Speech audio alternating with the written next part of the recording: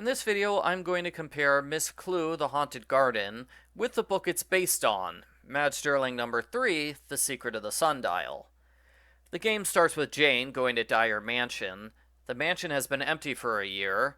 The owner is the elderly Mrs. Danforth.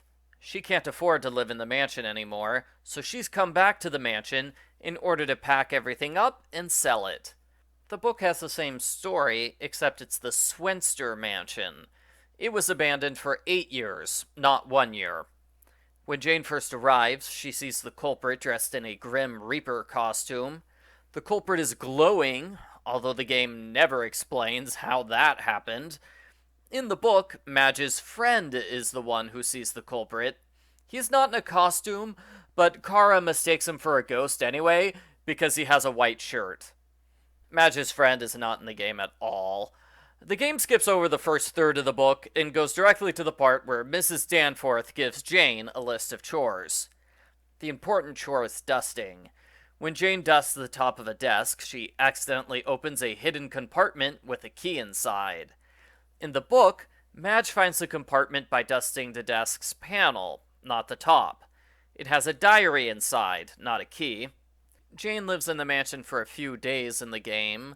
In the book, Madge doesn't live in the mansion, she just visits it regularly.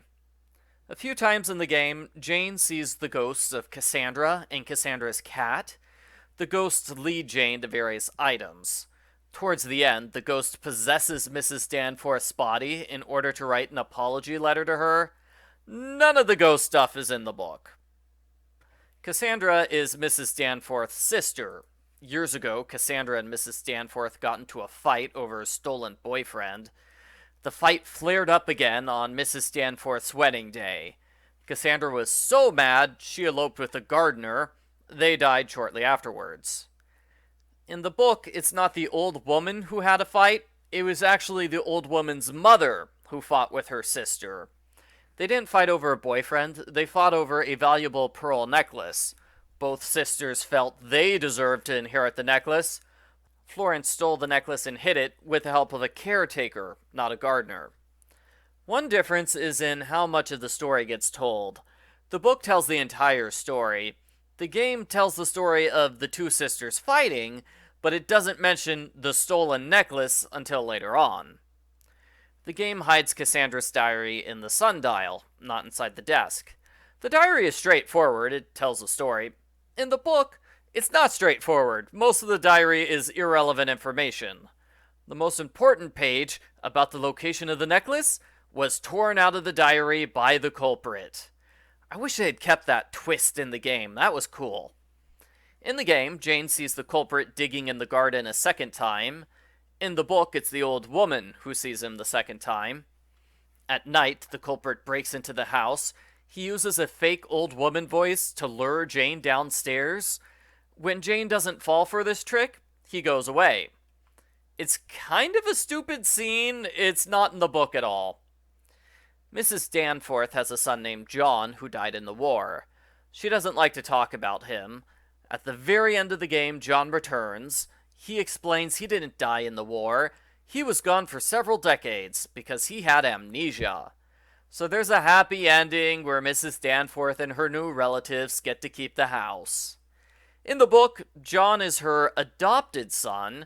She doesn't like to talk about him because he's a criminal who drained most of her fortune. She disowned him.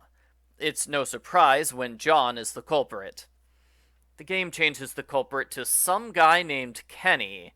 He's a relative who first appears when he's unmasked. It was disappointing for the culprit to be a random guy who was never mentioned before. In the book, the necklace is hidden inside the sundial. You have to open it with a sledgehammer. In the game, the necklace is hidden inside the fountain, and you have to open it with puzzles. In both cases, the culprit steals the necklace and runs away. Our heroes chase him in a taxi. In the game, the culprit left behind a matchbook for his hotel. Jane goes there and pushes over a vase. The culprit trips on it, which foils his plan. In the book, Madge already knows what hotel the culprit is staying in. They go there to learn he's taking a train out of town. They rush to the train station and cause a public scene. to prevent him from boarding the train. Those are the main differences between the book and the video game. I think it was a good decision to make it so the necklace theft happened to the old woman, not her mother and a bunch of long dead people. I'm ambivalent about adding the ghosts into the game. I didn't like the changes with the culprit. It would have worked better if John was the culprit, not some random brother-in-law players have never heard of before.